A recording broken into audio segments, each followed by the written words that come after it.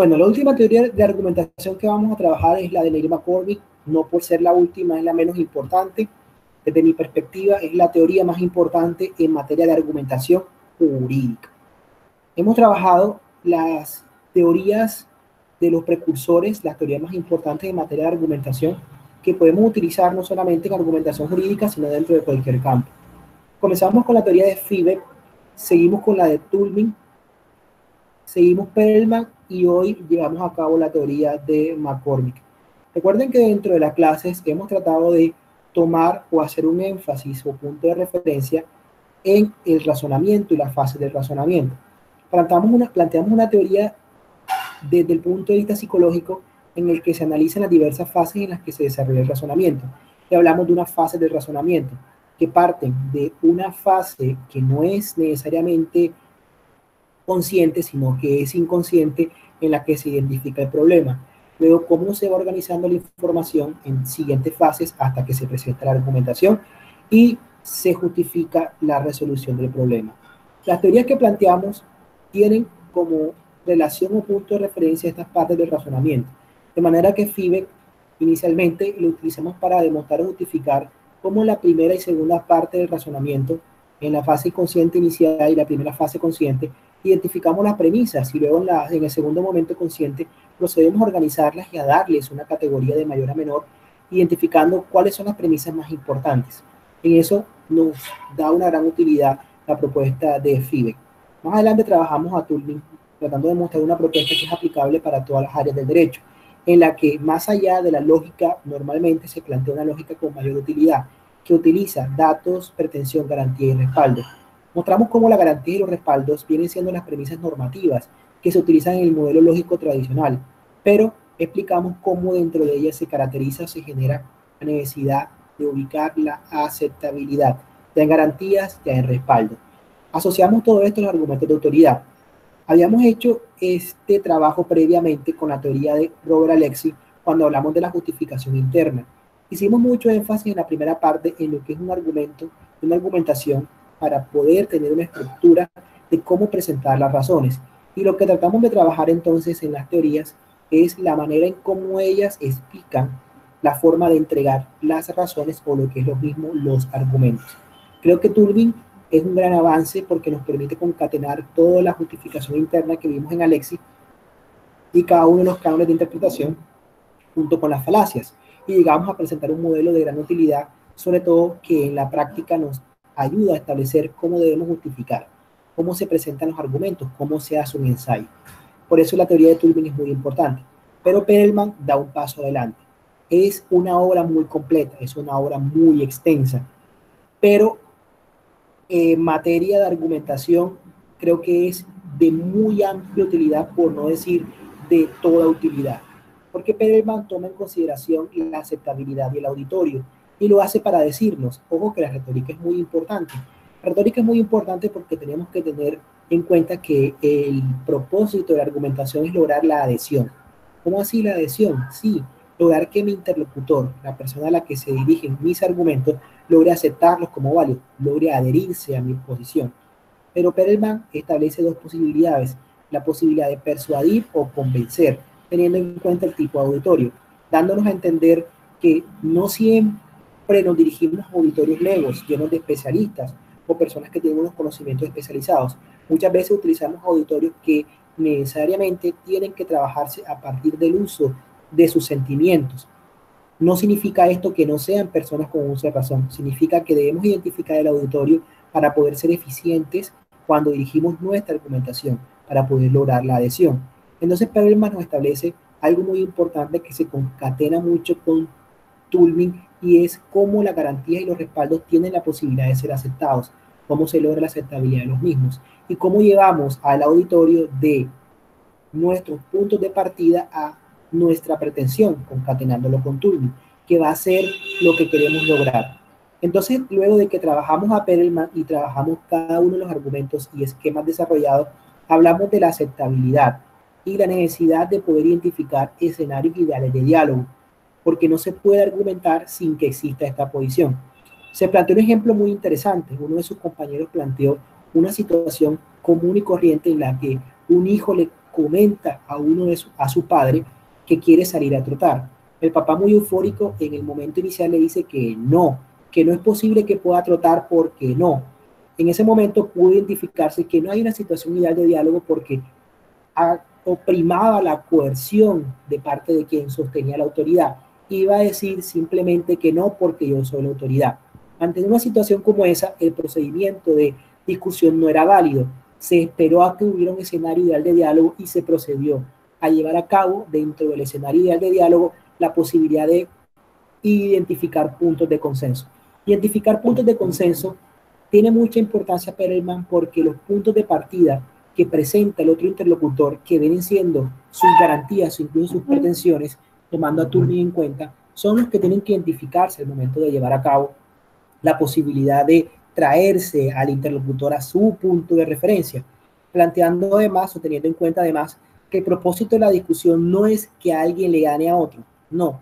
El propósito de la discusión, en la medida de lo posible, es lograr los consensos, es posibilitar que mi interlocutor, el destinatario de mis razones, pueda asumir mi postura, e inclusive es posible que en discusiones yo pueda asumir la postura de mi interlocutor. Entonces, en ese sentido, es importante entender la idea del consenso como presupuesto necesario para el diálogo y para la argumentación. Concatenamos entonces la propuesta de Habermas y Arnido para que ustedes ubiquen las teorías y los presupuestos teóricos que estamos trabajando para poder desarrollar esta actividad que ustedes en la práctica ejecutan, que no se trata de algo eminentemente empírico, sino que son construcciones teóricas que tienen una base teórica fuerte, para luego presentar ejercicios que son muy básicos, muy prácticos, como el que se presentó el día de hoy. Simplemente decirle a alguien, yo soy mejor cocinero. No es simplemente decirlo, soy mejor cocinero porque sí, porque estudié cocina. Hay verdades más allá o que tienen un trasfondo más allá que la sola autoridad que se presenta como respaldo de un argumento. Ya ustedes son capaces de poder identificar esto, de poder identificar qué hay detrás de cada razón, de poder sentarse frente a un interlocutor que puede ser cualquier persona, su profesor, un juez, su papá, su compañero, el que sea. Son capaces de poder entender qué hay tras sus razones y a partir de ahí poder argumentar. Ya no son los jovencitos de tercer semestre que ingresaron al salón de clases simplemente con las ideas de una materia teórica más. Ya hoy tienen una herramienta práctica muy importante, porque se los dije desde el principio. Si ustedes creen que lo que hago yo es molestar su vida, dañarles su tranquilidad, no estoy haciendo nada. Lo que estoy tratando de hacer yo es entregarles unas herramientas, unas construcciones para que ustedes puedan llevar a cabo un desempeño profesional eficiente. Y hoy logro observar que se han generado resultados que estoy seguro que desde su interior, los que han podido hacer los ejercicios y los que no lo han hecho del todo, pero a la sombra mira, se han dado cuenta, soy un poco más. Recuerden que les hablé de un día, de una anécdota de decir, soy un poco más abogado. Cuando uno empieza una carrera, soy un poco menos estudiante de colegio, soy un poco más abogado. Cada día soy un poco más, pero no es un poco más uno por el simple hecho de que el tiempo transcurrió y fue en vano. Se es un poco más porque hubo una aprehensión de conocimiento que generó una formación adicional de nuestras preconcepciones y que a partir de ellas tenemos una forma más eficiente de trabajar. Entonces, esto es el recorrido de todo lo que hemos hecho en un módulo de un principio a fin, desde el primer problema que vimos en la ambulancia, del primer problema que vimos con unas foticos en las que se les preguntaba qué ven en la imagen, hasta poder tener la capacidad de armar discusiones con una profundidad suficiente para decir, profesor, la ambulancia no puede estar parqueada o sí puede estar parqueada, no por el hecho de que lo dijeron la primera vez, que sería bueno que ustedes se vieran en esa primera clase dando la razón. En lo sucesivo voy a tratar de grabarlo, que varios estudiantes me digan qué razón das y luego finalizar con una nueva razón cuando termine el curso del mismo estudiante para que se den cuenta de su propio progreso. Pero creo que ustedes mismos han podido los que me han seguido, Realmente sí, los que me han seguido con cariño, los que se han enamorado de la clase, los que lo han hecho, porque realmente si en el primer parcial no fue fácil, no le fue bien a todos, traté de ayudarlos con las notas del segundo parcial para que se enamoraran de la materia y no tener que exigirles el profesor con un látigo atrás queriendo dejarlos para que ganen la materia. No es mi idea. Mi idea es que tuvieran una herramienta, que pudieran enamorarse de ella. Hoy McCormick es ya la finalización de todo porque es una teoría integradora. ¿Por qué McCormick es llamado como la teoría de McCormick es llamada como la teoría integradora? Porque es una teoría que amalgama, que unifica, que trae y condensa tanto de la lógica formal estricta como aspectos que están fuera de la lógica, como lo vemos en Perelman, como lo vemos en Seebeck, que no son estrictamente lógicos, pero trata McCormick de unificar todo esto. Pues ya McCormick va un paso más adelante, pues McCormick ya siendo abogado, profesor, juez, tiene la posibilidad de construir una teoría que pretenda ser útil en el derecho. Entonces ya McCormick lo trabajo al final porque ya es una teoría más para abogados. Entonces se las presento a ustedes no con el interés de que apropien o se apropien totalmente de ella ahora, sino como con el interés de que guarden las diapositivas y más adelante, cuando estén más avanzados, puedan repasarlas nuevamente y poder utilizarlas como herramientas de trabajo. Realmente McCormick es una teoría muy fuerte en argumentación jurídica que ayuda especialmente a quienes se desempeñan a presentar demandas a un juez para resolver un recurso de casación. Tiene la complejidad que ustedes quieran ya en materia de derecho, pero es importante que puedan trabajarla, poder entenderla, poder conocerla, si no sea a profundidad, para que a la postre puedan tomarla en consideración. Entonces, uno habla de la lógica, pero no únicamente de la lógica. McCormick sostiene, la lógica es importante, pero no significa que la argumentación se agote únicamente en el plano de la lógica. No significa que cuando yo argumento establezco si P entonces Q, P entonces Q. Es una manera de sintetizar el razonamiento. Es una manera de tomar toda la información y hacerla pequeña para poder exteriorizar fácilmente. Es la forma de hacerle entender a la mente que tiene que estructurar su forma de pensar.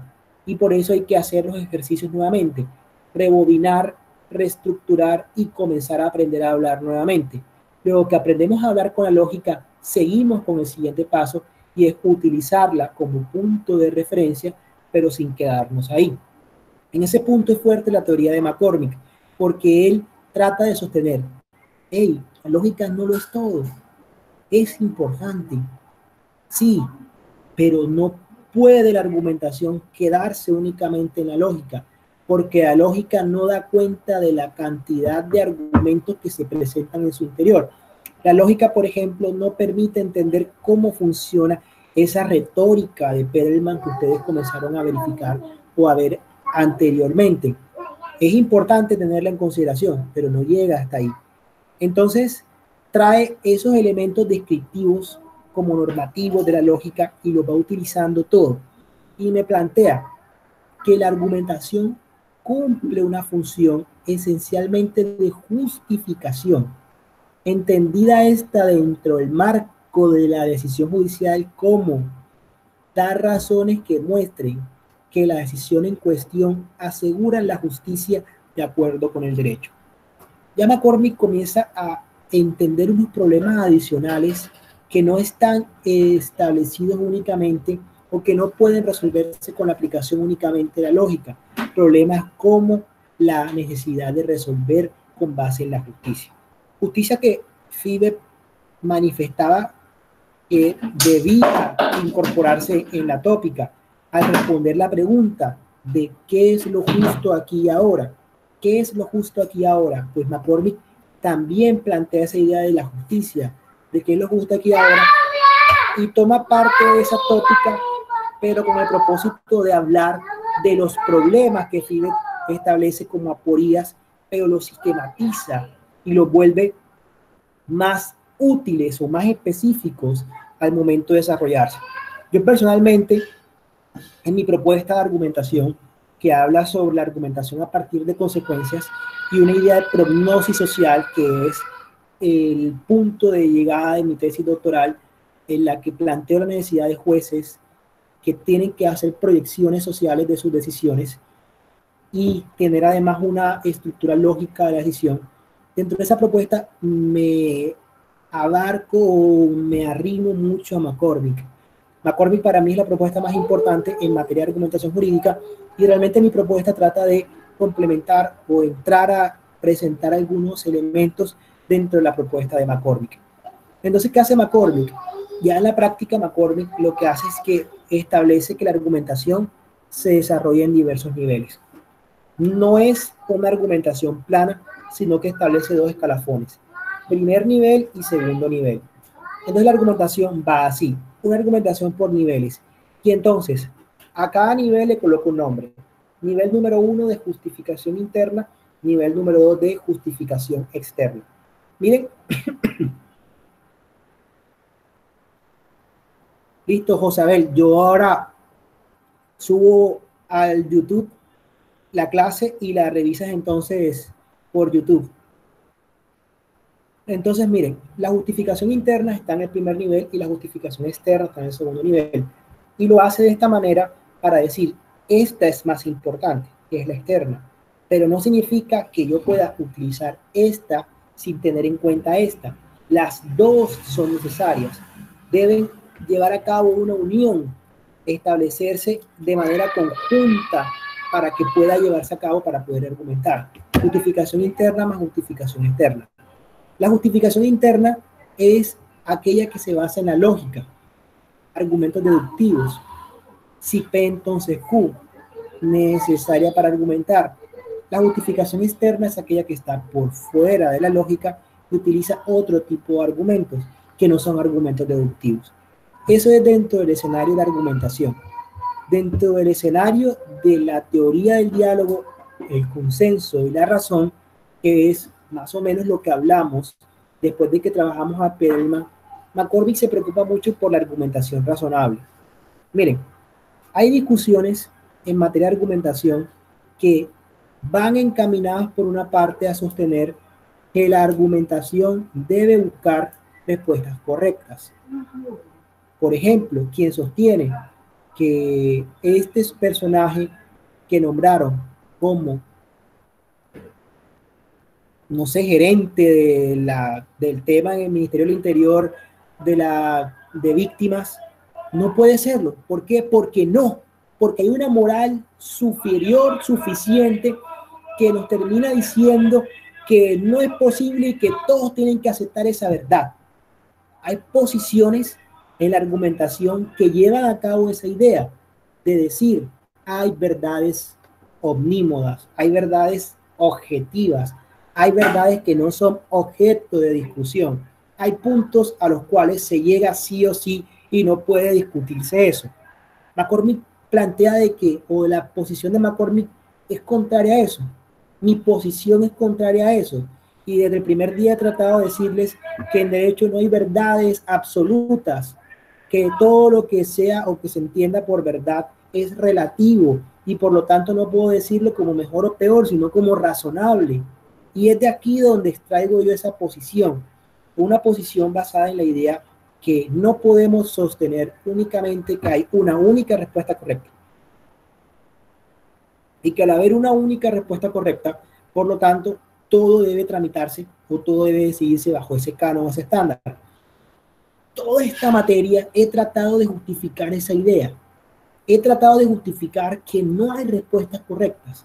He tratado de mostrarles cómo un punto de partida tan sólido como podía ser yo soy cocinero y tú no lo eres, por lo tanto, al yo ser cocinero y tú no serlo, yo sé más que tú, lo puedo refutar.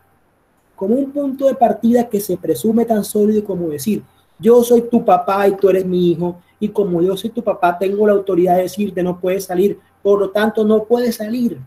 Como puntos de partida como esos, que son verdades, son relativas, no son verdades absolutas. Pueden flexibilizarse, pueden llevarse a otro escenario.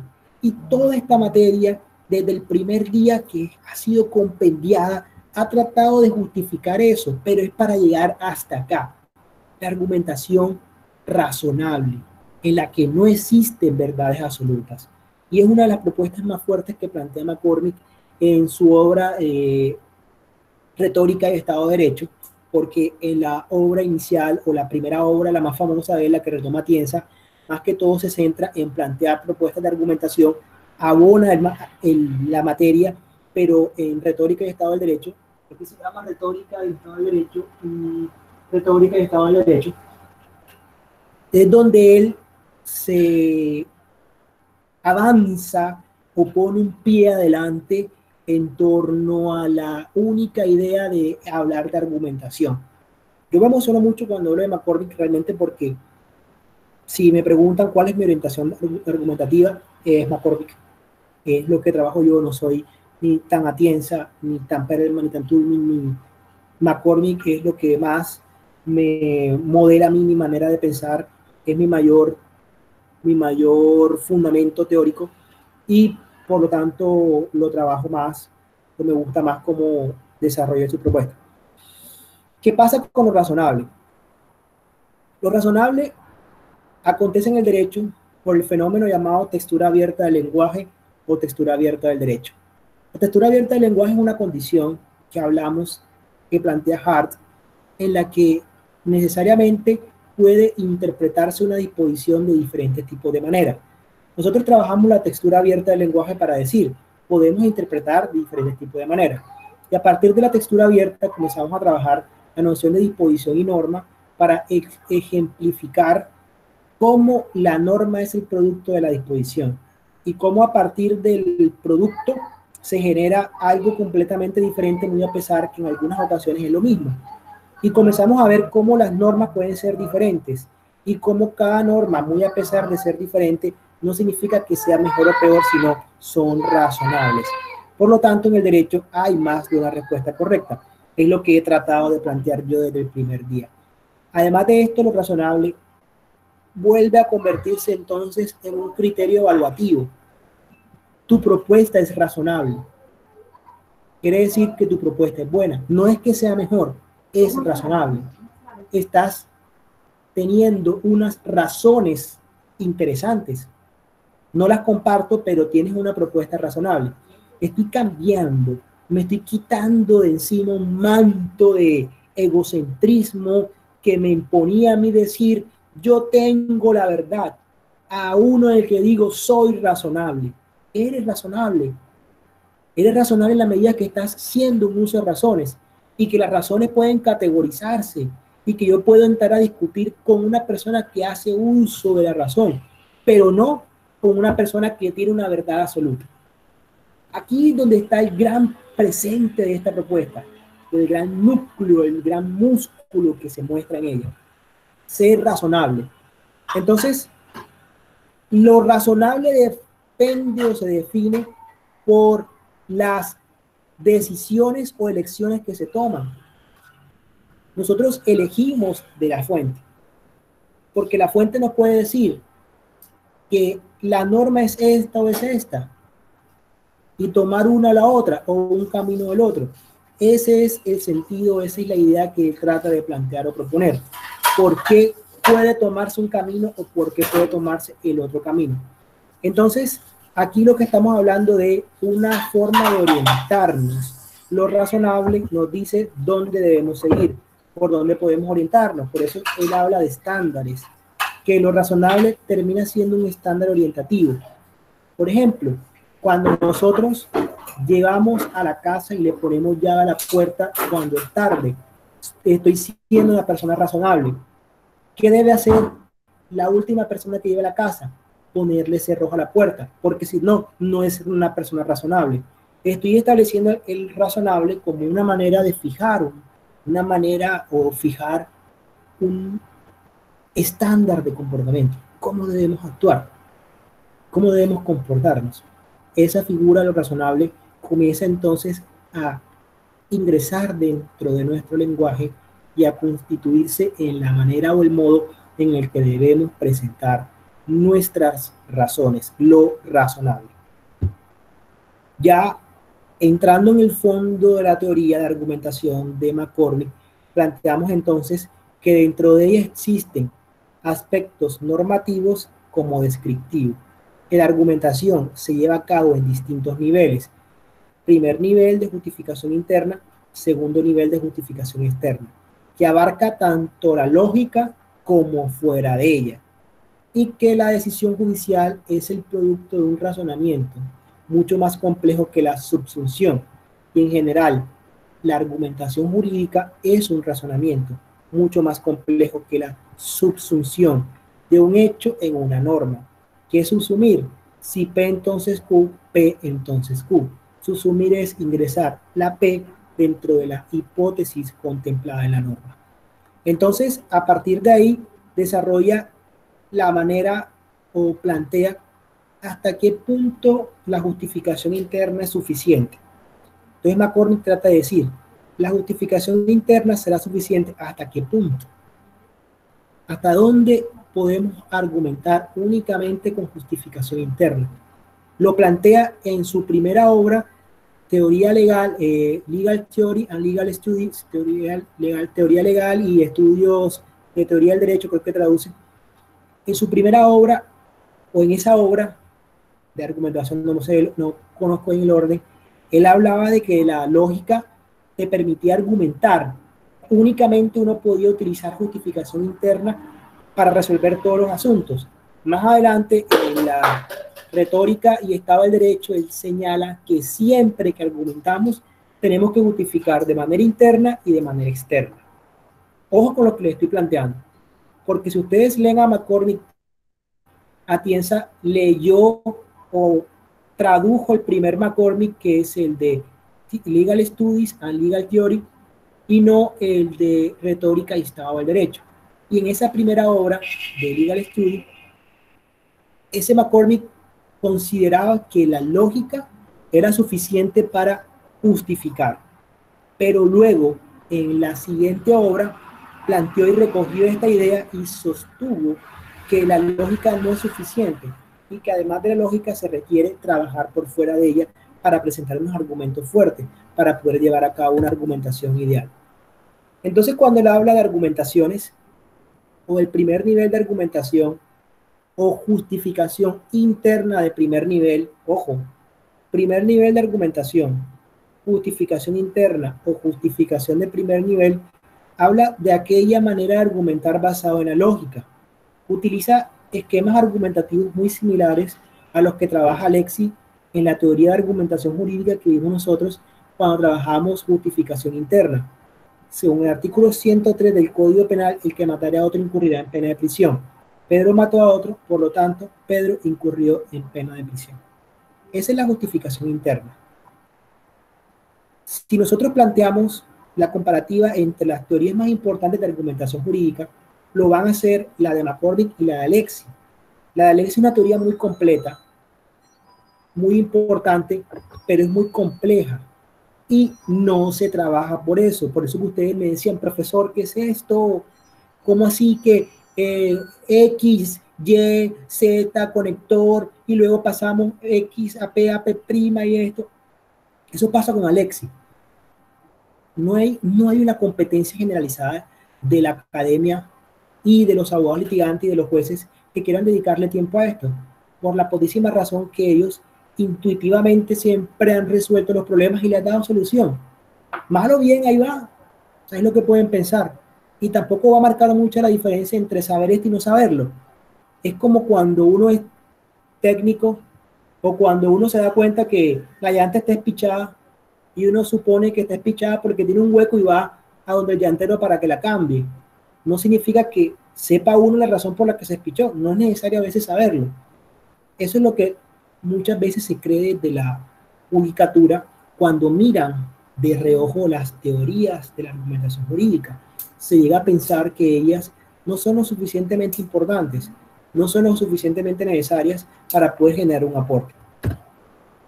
Entonces, luego de que plantea la justificación interna, establece que la justificación interna se basa en el principio de universalidad. Significa que las premisas, que todas las premisas tienen que tener al menos una norma o un principio que haga parte del argumento. Luego la justificación externa trata de plantear que se justifica de manera externa cuando hay un problema y señala que los problemas que se encuentran en la justificación externa son problemas de interpretación, relevancia, prueba y calificación. Desde McCormick, cuando hay algún tipo de estos problemas, se sostiene o se concluye de que no puede justificarse de manera interna. Pero el segundo McCormick establece que siempre va a haber un problema de estos cuando se argumenta, que es la tesis que yo acepto. Siempre que argumentamos, lo hacemos porque necesitamos justificar una posición debido a la existencia de un problema de esto. Jóvenes, los voy a dejar hasta aquí, no los voy a cargar más, ya siento que estas clases virtuales